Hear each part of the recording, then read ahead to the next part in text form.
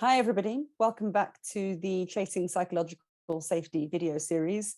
Today, we're going to talk to you about how it's okay that we're all feeling not okay at the moment and give you some practical ideas about what we can do about that. So why are we all not feeling okay at the moment? If you haven't seen it yet, go and read or listen to the work by Amy Cuddy and Brene Brown on what is called pandemic flux. So this is, they freely admit that it's not necessarily based in research yet, but what they're recognizing in behavioral and psychological patterns for people is that we've been through this adrenaline surge of the pandemic itself at its worst, when we were all locked down and death rates were very high. We were all in kind of emergency mode, which meant that we could operate under extremely constrained circumstances. We were all in it together. There was a real sense of we're all in this together and we do anything for each other. And that got us so far. And then we kind of expected the end of the pandemic, and that hasn't really happened. What's happened is this, I suppose, anti-climax of a transition from full pandemic to not quite being sure what's happening. What's happening at work with hybrid working? What's happening at home? Can we see people? How many people? Who can we see? Life doesn't feel certain. The big bang of celebratory seeing each other again hasn't happened in the way we were expecting it to happen. And we're all left with this downsurge of emotions, different set of chemicals in our bodies. And what's actually happening is we're all feeling a little bit down. In fact, we're feeling two things. We're feeling like either hiding under a weighted blanket, or we're feeling like making a massive change in our lives.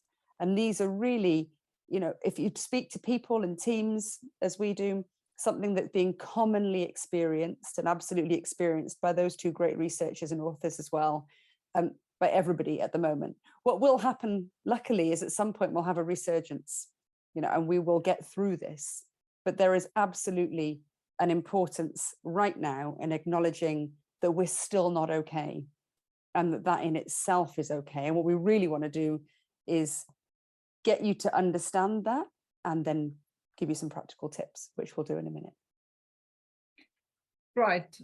And as Fionn says, there's an intense feeling of wishing we could rush this. There's the eternal newly acquired uncomfortable nature of realizing everything is incredibly volatile.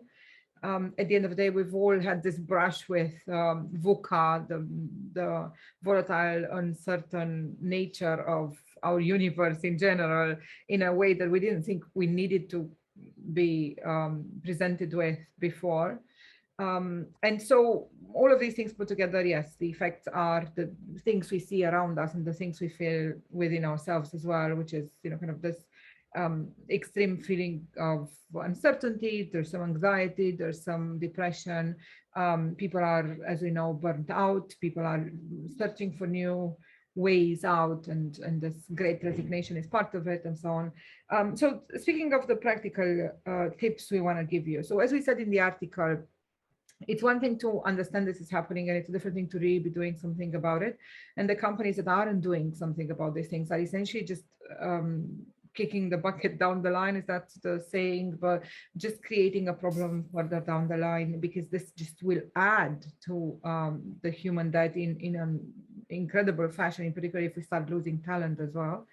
And so some of the practical things are obviously, we have to plead with you that you understand that no matter how much of work you do, and no matter how amazing of workshops you put together, how great of programs, how brilliant of literature, how much is in your bag of tricks in terms of learning and development, all of those things are absolutely necessary and immensely valuable. But on their own, and in the absence of empowering teams to continue this work, and for this work to become practice on a daily basis, it's just not sustainable. And we know that, all of us, because we've done 20, 30 years of talking to people and telling them the same thing. You've got to hire your IQ, you have to understand each other, you have to create better team dynamics. You have to focus on psychological safety. We've told people all these things for 30 years, 40 years. It's not that we don't know, it's that the practice of working on these things has to be as kind of TikToking in the daily lives of people as we can. And to do that, we need software. We firmly believe that, and we've made no secret out of it. It doesn't have to be our software, although that'd be smart. But it does have to be software. You need to leave people with the ability of changing on their own without having to have you there holding their hands. We know this is a tough type of message, but the big to-do that we all have is to find ways to empower these teams. So speaking of the practical ways to do that, there's always two sides of the story. Either you're a client of ours, case in which we'll tell you what you can use, or you're not, but we're still trying to give you a couple of ideas of what you can do in terms of your people practice meanwhile. Absolutely. So if you are able to use the software and you're looking at our plays, there's a couple of them that are just really, really valuable at the moment. And one of the first things that we're looking for is just to reconnect, understand our levels of emotional intelligence. So our Empathy Hackathon is the one that we'd be looking for there. And for those of you who've got the software, you can totally lift the lid on that and have a look yourselves. For those of you who don't, some of the tips that we're willing to share today are using just understanding EQ. So spending time together, completing a mirror board in advance, spending time together and answering statements around, who do I feel most empathy with in this team? When do I really feel my emotions are being heard? Who am I closest to? And as a team, and remember, everything we do for psychological safety is at a group level. It's a group behavioral norm. So once everybody gets around the room and really answers those questions for each other, you get a really deep understanding of empathy in the team, but you also really build your EQ, which couldn't be more important all the time, but particularly at the moment in light of what we're talking about. We also do something called the staring exercise, which is designed to get people to really connect in a way and at a level psychologically that they never have before.